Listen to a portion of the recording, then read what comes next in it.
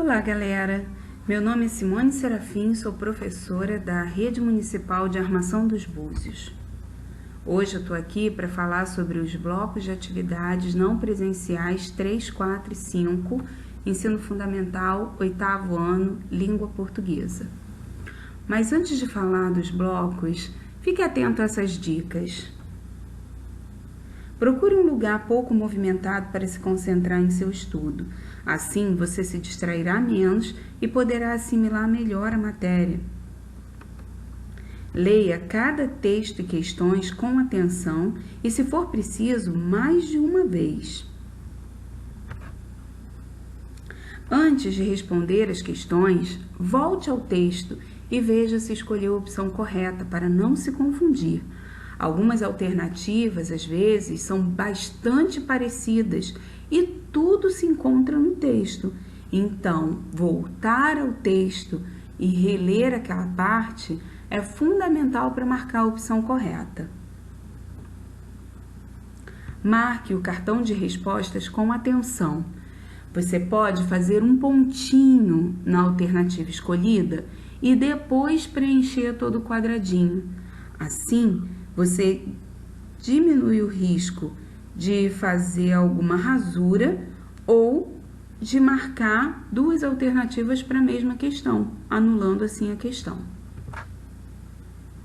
E entregue o que foi pedido em sua unidade escolar para que sua frequência seja lançada. Bons estudos! Bloco 3. No bloco 3, nós vamos trabalhar com os seguintes gêneros textuais: fábula, conto, charge e crônica. Este bloco tem um texto explicativo e exemplos desses gêneros textuais nas atividades. Então, esteja atento à explicação de cada gênero, suas características e depois responda as questões. Aqui, quero chamar a atenção para a questão 13. Confira no texto explicativo as características de cada gênero. Assim, você encontrará a resposta correta.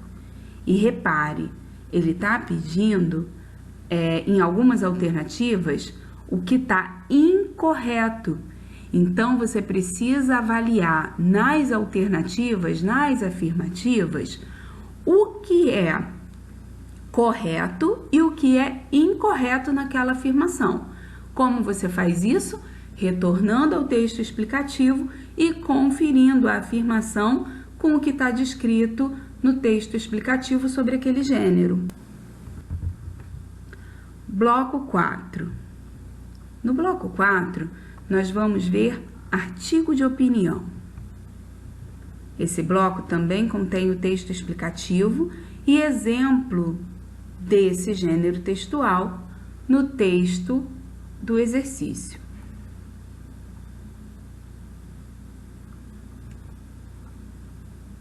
Questão 35. Essa questão possui alguns vocábulos que podem ajudar na nossa compreensão para a resposta correta. Vamos a eles? Persuadir. Levar a acreditar, a aceitar ou a decidir sobre algo. Convencer. Entreter. Ocupar de maneira prazerosa. Distrair. Comparar.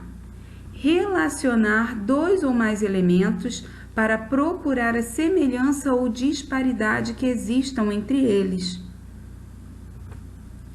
Convencer.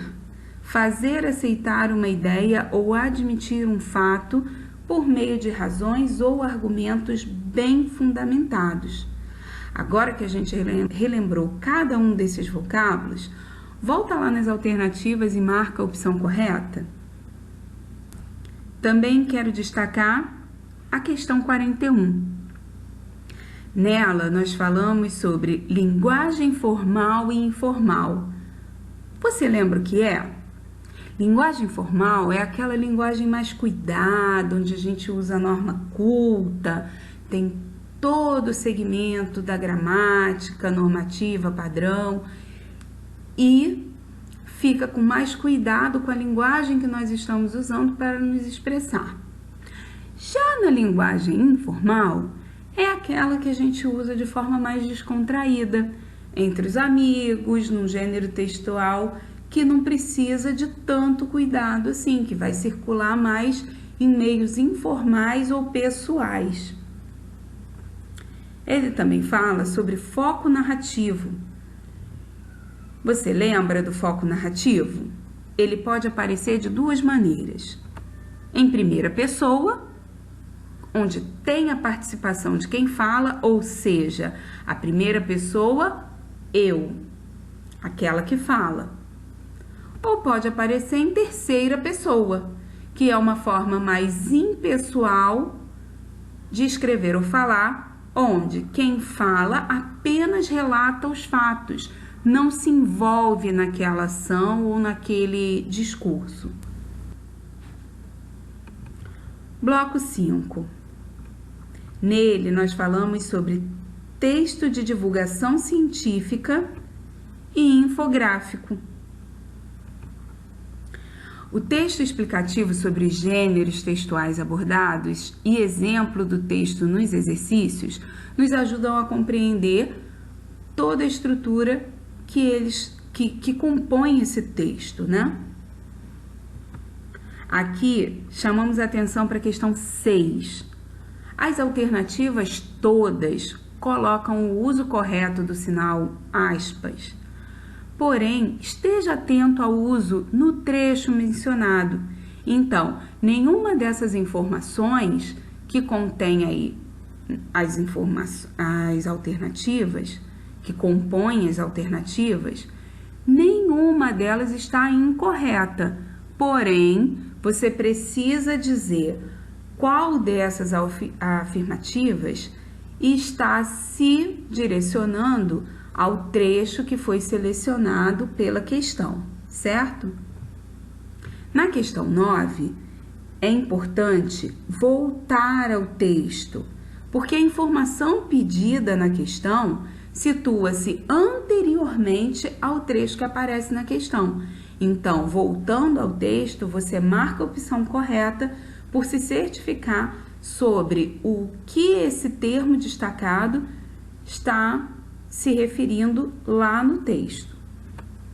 Na questão 10, ele quer a afirmação incorreta.